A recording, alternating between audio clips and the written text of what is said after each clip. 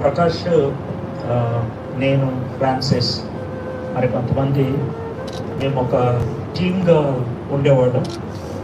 ఒకళ్ళ నుంచి ఒకళ్ళు చాలా విషయాలు నేర్చుకునేవాళ్ళం. ఒక టీం అనే మాట ఎందుకు ఉపయోగిస్తున్నామంటే, మేము ఒక్కొక్కళ్ళము ఒక్కొక్క ఏరియాలో స్పెషలైజేషన్ ఉంటుంది. మేము ఎప్పుడు కంపీట్ అయ్యేవాళ్ళం కాదు, కానీ ఎప్పుడు కూడా ఒకరికొకరు కాంప్లిమెంట్ చేసుకునేవాళ్ళం. ముఖ్యంగా మేము ముగ్గురం కలిసి ఒక పుస్తకాన్ని ప్రింట్ చేసాం, ఫెయిత్ అండ్ ఫోకస్ అని. అప్పుడు ఎవరెవరు దేంట్లో బాగా ప్రాబల్యం ఉన్నవాళ్ళో వాళ్ళకి ఆ సబ్జెక్ట్ ఇవ్వడం జరిగింది. కానీ మేము అందరం కలిసి ఆ బుక్ని ప్రింట్ చేయడం జరిగింది.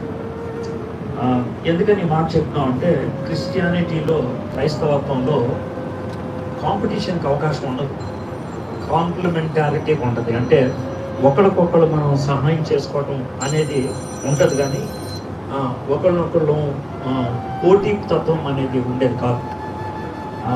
ఆ విధంగా మేము వ్యవహరించేవాళ్ళం. రెండోది ఏంటనంటే, మేము ఒకరికొకరు పరిచయలో సపోర్ట్ చేసుకునేవాళ్ళం. అది బయట నుంచి వచ్చినటువంటి దాడులైనా, లోన్ నుంచి వచ్చినటువంటి సమస్యలైనా కలిసి మాట్లాడుకొని చేసేటవాళ్ళం. ఇతరుల నుంచి నేర్చుకోవడం కూడా మాకు ఇష్టంగా ఉండేది. ఫ్రాన్సిస్ గారు అని ఒక ఆయన ఉండేవాడు వేటపాలెం దగ్గర. ఆయన చాలా సాంస్కృతిక విషయాలు, సంస్కృతం విషయంలో చాలా పండితుడు, హిందూ వేదాల్లో చాలా పండితుడు. కేవలం నేర్చుకోవాలని ఆయన మేము నంబూరు తీసుకొచ్చి 2-3 రోజులు పెట్టి కూర్చొని ఆయన మేము ప్రశ్నలు అడుగుతూ ఉంటే ఆయన ఇచ్చినటువంటి జవాబుల్ని తర్వాత పుస్తకంగా ముద్రించాం. అంటే నేర్చుకోవడం అంటే ఏంటి అని, వేసే మార్గం అని ఒక పుస్తకాన్ని ముద్రించాం. అవి కేవలం మేము నేర్చుకోవాలని ఆయన పిలిచి కూర్చోబెట్టి మేము మాకు వచ్చినటువంటి తోచిన ప్రశ్నలన్నీ అడుగుతూ ఉంటే ఆయన అలాగా కుర్చీ మీద కూర్చొని ఇచ్చిన జవాబులు రాసుకొని దాన్ని ఒక పుస్తకంగా ముద్రించడం జరిగింది. అంటే నేర్చుకోవడం అంటే ఎంత తపన ఉండేది అనడానికి ఒక చిన్న నిదర్శనం. వాంటెడ్ టు లెర్న్, ఇతరుల నుంచి నేర్చుకోవాలి, ఒకరి నుంచి ఒకరు నేర్చుకోవటం, ఇతరుల నుంచి నేర్చుకోవటం అనేది బాగుండేది. నా లైఫ్లో 2 వ్యక్తులు చాలా త్వరితగతిలో చనిపోయారు. ప్రకాష్ ఒకడు, ప్రవీణ్ పగడలు. ఇద్దరి గురించి ఎట్లా చెప్పగలనంటే, ఇద్దరు నా ముందు బచ్చాగాళ్ళు. ఇద్దరు కూడా నా ముందు బచ్చాడు. నేను ఇక్కడ స్టాఫ్ వర్కర్గా వచ్చినప్పుడు ప్రసంగం చేయడానికి వెళ్తే ప్రకాష్, సీజర్ వీళ్ళు పాటలు పాడేవాడు. ఈయన ఇప్పుడు బీఈడీ చదువుతూ ఉంటాడు. మనోడేమో అప్పుడే పరిచయంలోకి వచ్చాడు కాబట్టి గబగబా వచ్చి పాటలు పాడి నా బ్యాగ్ మోస్తానని అలా అనేవాడు. అయితే ఆ స్థాయిలోంచి ఏ స్థాయికి వచ్చేసారంటే, ప్రకాష్ ముఖ్యంగా ఒక 5-6 ఏళ్ళు అయ్యేటప్పటికి నాకేమన్నా డౌట్ ఉంటే ప్రకాష్ని అడిగే స్థాయికి వచ్చాను. చాలా బోల్డ్గా మార్చాను. ప్రకాష్ నాకు ఈ అంశం గురించి ఎట్లా చెప్తే బాగుంటుంది అని తనని అడిగి తెలుసు. అంటే చాలా క్విక్గా రైజ్ అయినటువంటి వ్యక్తులు. ప్రవీణ్ పగడాల అలాగే, ప్రకాష్ కూడా అలాగే. ఒక voice, Christian voice for Telugu states వీళ్ళు ఉన్నారు. ఎందుకో దేవుడు వీళ్ళిద్దరినీ ఒకే టైం ఫ్రేమ్లో తీసుకున్నారు. వీళ్ళు పని ముగించారు, వెళ్ళిపోయారు. ఇక్కడ చాలామంది యవనస్తులు ఉన్నారు కాబట్టి I want to put before your challenge. Challenge ఏంటి అని అంటే కనుక, వీళ్ళు మీకు తెలుసో తెలియదు, క్రైస్తవేతర మాటలు చెప్పే వాళ్ళకి ధీటైన జవాబు ఇచ్చేటువంటి స్ట్రాంగ్ వాయిస్ మీరు ఒప్పుకున్నలాగా, వెరీ స్ట్రాంగ్ వాయిస్. ప్రవీణ్ పగడాల కానీ, ప్రకాష్ కానీ, వాళ్ళిద్దరూ within a gap of few months వెళ్ళిపోవటం తెలుగు క్రైస్తవ సమాజానికి ఒక వైడ్ గ్యాప్ ఏర్పడింది. మనం చాలా త్వరితగతిలో ప్రార్థన చేయాలి. Many voices should rise, many voices should rise. ఎందుకనంటే ఒకవేళ కనుక ఆ వాయిసెస్ రాకపోతే, గట్టిగా మాట్లాడేటువంటి నాదుడు లేకపోయినప్పుడు ఏమవుతుందో మీకే తెలుసు. క్రైస్తవ్యాన్ని తోలనాడేవాళ్ళు, క్రైస్తవ్యాన్ని, యేసుక్రీస్తుని ఇష్టం వచ్చినట్లు మాట్లాడే వాళ్ళు ఎక్కువైపోతారు, బెటర్ అయిపోతారు. అలాంటి పరిస్థితి రాకుండా ఉండాలంటే మనం ఈరోజు ఎంతమంది వచ్చి ప్రకాష్ ఎంత గొప్పగా చేశాడు పరిచర్య, that's very good. But take it as a model, take it as a challenge. ఒక మాదిరిగా తీసుకున్నాం. మనందరం కూడా సిద్ధపడతాం. మనందరం కూడా ఆ గ్యాప్ని ఫిలప్ చేయడానికి దేవుడు మనల్ని వాడుకోవాలి. లార్డ్ ఐఎమ్ అవైలబుల్, నేను సంసిద్ధంగా ఉన్నాను, నన్ను వాడుకో ప్రభు. ప్రకాష్ విషయం అంటే లేడు వెళ్ళిపోయాడనే బాధ ఉన్నప్పుడు కూడా తాను ఈ లోకంలో పడినటువంటి శ్రమ చాలా ఎక్కువ. లాస్ట్ డేస్లో చెప్తా ఉన్నారు, చాలా ఎక్కువ శ్రమ గుండా వెళ్తున్నాడు. దేవుడు ఆ శ్రమ నుండి ఉపశమనాన్ని ఇచ్చి ఆయన తీసుకొని చివరి క్షణాల్లో మాట్లాడినటువంటి మాటల గురించి వింటా ఉన్నప్పుడు it is a well prepared death, well prepared exit. చాలా కొద్ది మంది ఆ విధంగా ప్రిపేర్ అయ్యి ఈ లోకాన్ని విడిచి వెళ్తారు. చాలా కొద్ది మందికి నేను ఇప్పుడు ఇంకా దేవుని దగ్గరికి వెళ్తున్నాను, లేకపోతే ఈ లోకాన్ని విడిచి వెళ్తున్నాను అనేటువంటి అవగాహన ఉంటుంది. ఆ కొద్ది మందిలో ఈయన ఉండటం అనేది గొప్ప భాగ్యం. It's a privilege. God he's given a privilege though you went through pain, శ్రమ గుండా వెళ్ళినప్పటికీ. So we need to pray for a death which is well prepared even for us. మన విషయంలో కూడా అది. So Prakash is a great friend, మంచి మిత్రుడు. చాలా విషయాలు కలిసి మాట్లాడుకుంటాం. We learned a lot. ఈ బ్యూటీ ఏంటంటే చాలాసార్లు మేము వాదించుకున్నాం. ఎంత వాదించుకున్నాం అంటే పక్కన ఎవరైనా చూస్తే మా ఇద్దరిని శత్రువులు అనుకునేవాడు.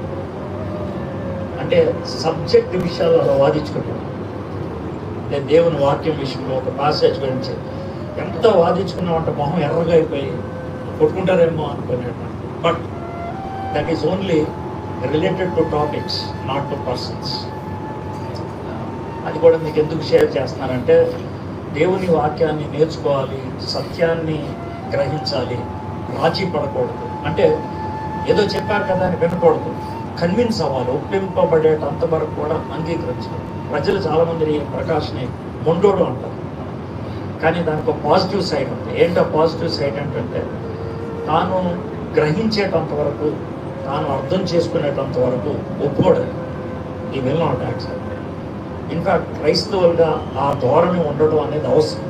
లేదనంటే సత్యాన్ని మనం సత్యంగా చూడడం, దాన్ని నీళ్లు గార్చేస్తాం, నీరు గార్చకుండా ఉండాలి. అందుకనే తాను మాట్లాడేటప్పుడు ఎవరన్నా వింటే కనుక పొగరెక్కువ, లేకపోతే ఈయనకి మొండి ఎక్కువ అని అనుకుంటారు. కానీ క్రిస్టియన్స్ ట్రూత్ మాట్లాడితే అలాగే ఉంటుంది.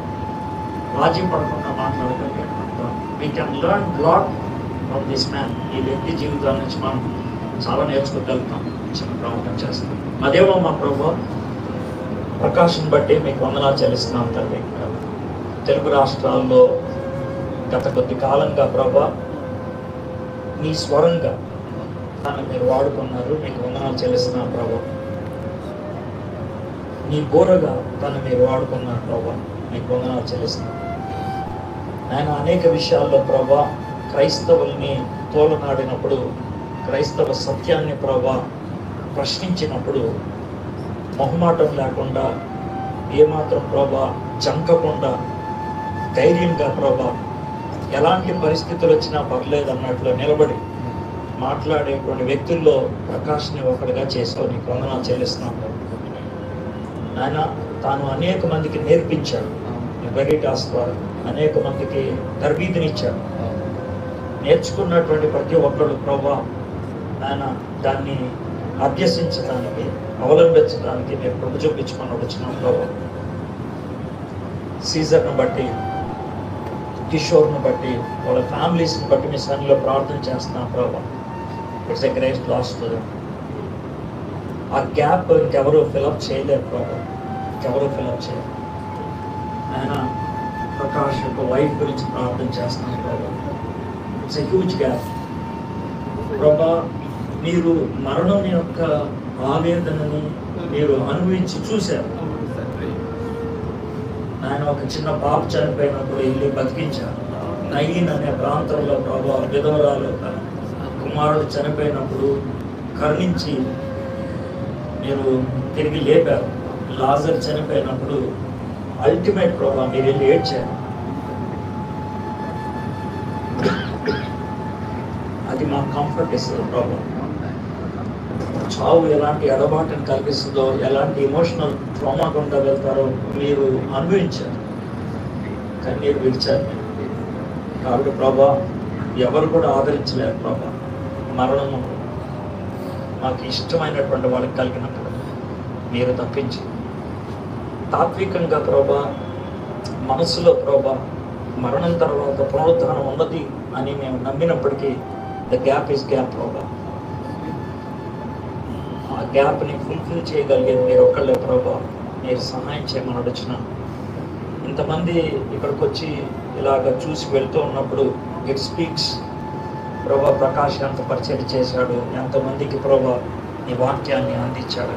Thank you so much for his life. Thank you so much for his life. Thank you so much for all the gifts you have given to him and he fully used it for your glory and for your kingdom. మీకు వందనాలు చెల్లిస్తున్నాను తండ్రి. సమస్త ఘనత మహిమ మీకు ఆరోపిస్తూ మేమందరం ఒకరోజు కలుసుకుంటామనేటువంటి నిరీక్షణతో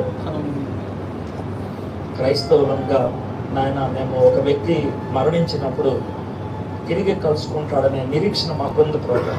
క్రీస్తు యొక్క పునరుద్ధానం బట్టి ఆ నిరీక్షణ మమ్మల్ని ధైర్యపరచగలిగినట్లు కృప చూపించమని యేసు నామములో ప్రార్థన చేయించున్నాం తండ్రి.